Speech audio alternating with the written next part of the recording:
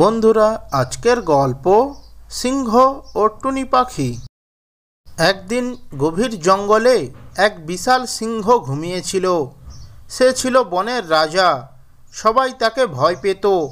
হঠাৎ একটা ছোট্ট টুনি পাখি উড়ে এসে তার গায়ের উপর বসল। টুনির ডানার নরম স্পর্শে সিংহের ঘুম ভেঙে গেল।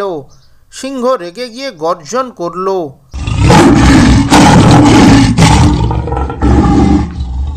আর বলতে লাগলো, কে আমার ঘুম ভাঙালো?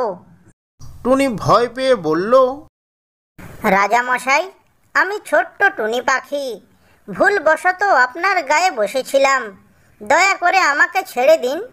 সিংহ হেসে বলল, তুমি এত ছোট্ট, তোমাকে ছেড়ে দিলেও আমার কোনো ক্ষতি হবে না। যাও, তোমাকে ছেড়ে দিলাম।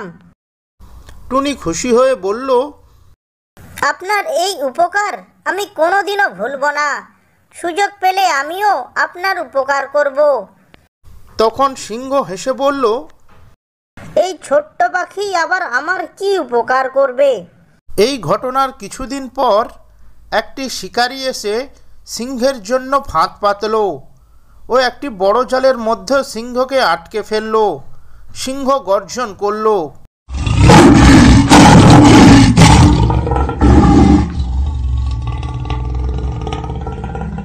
কিন্তু কোনো লাভ হলো না। ঠিক তখনই টুনি পাখি উড়ে এলো। সে বুঝতে পারল সিংহ বিপদে পড়েছে। টুনি সাথে সাথেই নিজের ছোট্ট ঠোঁট দিয়ে জালের ফাঁস কাটতে লাগলো। অনেকক্ষণ চেষ্টার পর সিংহ মুক্ত হলো। সিংহ বিস্মিত হয়ে বলল, তুমি সত্যিই আমার উপকার করলে।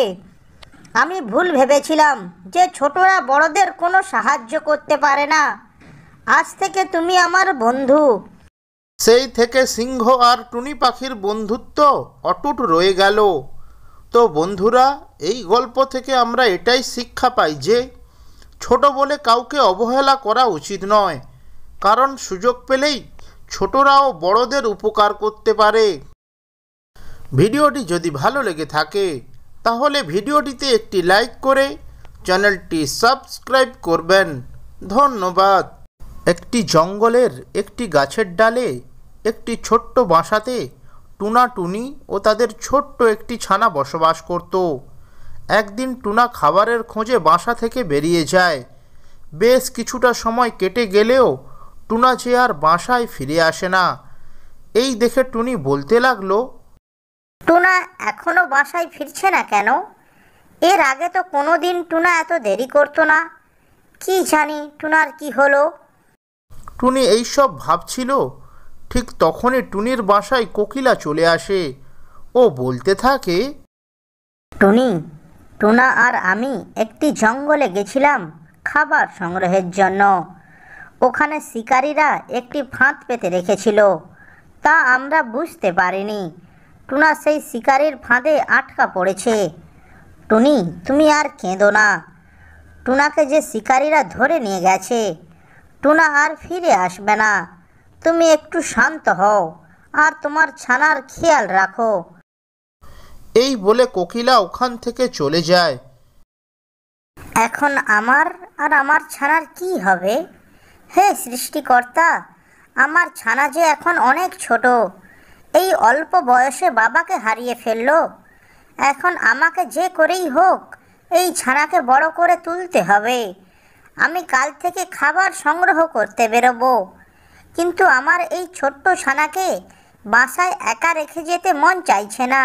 হে সৃষ্টিকর্তা, এখন আমি কি করব? তুমি আমাকে পথ দেখাও। পরের দিন টুনি কিছুটা খাবার সংগ্রহ করে বাসায় নিয়ে আসে। মা, আমিও তোমার সঙ্গে খাবার সংগ্রহ করতে যাব। এই বাসায় একা একা থাকতে আমার যে খুব ভয় করে মা। না মুনিমা, তুমি এখনো অনেক ছোট। তুমি আর একটু বড় হও, তারপর আমি তোমাকে আমার সঙ্গে নিয়ে যাব। না মা, আমি তোমার সঙ্গে যাব। একা একা এই বাসায় থাকতে আমার যে ভয় করে, আমার ভালো লাগে না মা। ঠিক আছে মুনিমা, কাল আমি তোমায় নিয়ে যাব। এখন তুমি এই খাবারগুলো খেয়ে ঘুমিয়ে পড়ো। পরের দিন টুনি খাবারের খোঁজে মণিকে নিয়ে গেল পাশের জঙ্গলে। ঠিক তখনই কোথা থেকে একটা তীর এসে টুনির গায়ে লাগলো ও টুনি সেখানেই মারা গেল। অসহায় টুনি ছানা মাকে হারিয়ে একা একা বাসায় ফিরে এলো। ঠিক তখনই কালু কাক ও কোকিলা এসে মণিকে বলল, মণি, শুনলাম নাকি তোমার মা মারা গেছে। আমি এই খবরটা পেয়ে এখানে চলে এলাম। তোমার মার কথা শুনে আমার খুব খারাপ লাগছে। মণি, তুমি তো এখনো অনেক ছোট। তুমি তো নিজের খাবার নিজেই সংগ্রহ করতে পারো না। যদি তুমি চাও, কাল থেকে আমার বাসায় কাজ করতে পারো। তার বিনিময়ে আমি তোমায় দুবেলা দুটো খেতে দেব। আরে কালু কাক, তুমি এক্ষুনি এসব কেন বলছো? মেয়েটার মা মারা গেছে। বাবা মাকে হারিয়ে কতই না কষ্ট পাচ্ছে মেয়েটা। এরপর কালু কাক ওখান থেকে চলে যায়। কোকিলা বলতে লাগলো, মণি, তোমার বাবা মা আমার খুব ভালো বন্ধু ছিল। তুমি চাইলে আমার সঙ্গে থাকতে পারো। কোকিলা মণিকে তার বাসায় নিয়ে যায় ও তারা দুজন একসঙ্গে সুখে শান্তিতে বসবাস করতে থাকে।